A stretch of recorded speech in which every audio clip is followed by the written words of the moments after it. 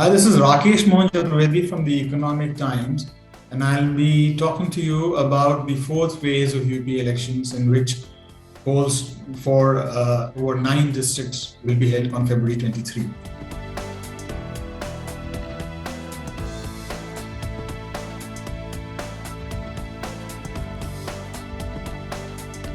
And as you move towards the east, in UP, you find the number of cows goes up. The Western Belt has more of buffaloes, and so there's this sentiment associated with cows and against cow slaughter is a big issue there. The stray cattle issue is bothering the farmers in this area because they have to stay up all night to prevent their crop from being grazed by stray cattle.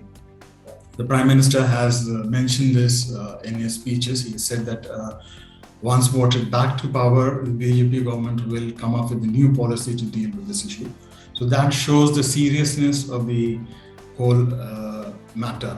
Sonia Gandhi has issued a statement saying that people should vote for the Congress, and how the Modi government and the Yogi Adityanath government in UP has only tried to divide people in the last 7 years, and how the main issue is of unemployment, where there are 12 lakh jobs vacancies in UP and which have not been filled by the Yogi Adityanath government. यह चुनाव आपके लिए बहुत ही महत्वपूर्ण चुनाव है, क्योंकि आपने 5 साल ऐसी सरकार देखी जिसने आपके बीच अलगाव पैदा करने के अलावा कुछ काम नहीं किया. The BJP government is banking on its food grain free distribution of food grain policy, and feels that along with the caste and the Hindutva card, this will help it win votes. Then you have the Ladki Hoon, Lad Sakti Hoon slogan given by Gandhi. Aditi Singh has said that this is an empty slogan, and the Congress is not really does not have much to show as far as this slogan is concerned. If you look at the castes which make a difference in the outcome in several constituencies which will go to polls in the fourth phase, Brahmins constitute a sizable number in several of these constituencies. In Lakhimpur Kheri, for example, after the Bundelkhand region, this is the region which has a very high population of Brahmins, so they play a key role. Also in Rae Bareli, some constituencies. Then, of course, you have the Rajputs playing a strong, a significant role in which way the results go. Aditi Singh from Rae Bareli Sadar is banking on the Thakur votes.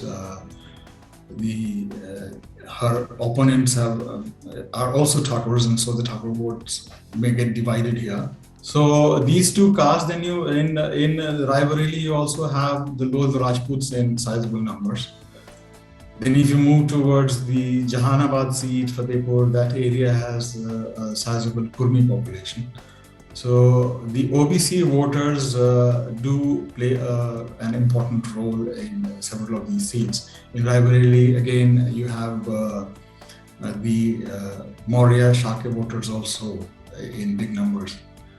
And the impact of Swami Prasad Maurya leaving, or the influence that Keshav Prasad Maurya would have in these constituencies will again be something to be watched for. So with the end of the fourth phase of polling, we will be crossing the halfway mark, and that makes it a very significant phase. BJP had won 51 of the 60 seats where polling will be held on February 23. Apna Dal had won 1 seat, and BJP is fighting to retain its position. So it's a tough battle, because on several seats the Samajwadi Party is putting up a tough fight.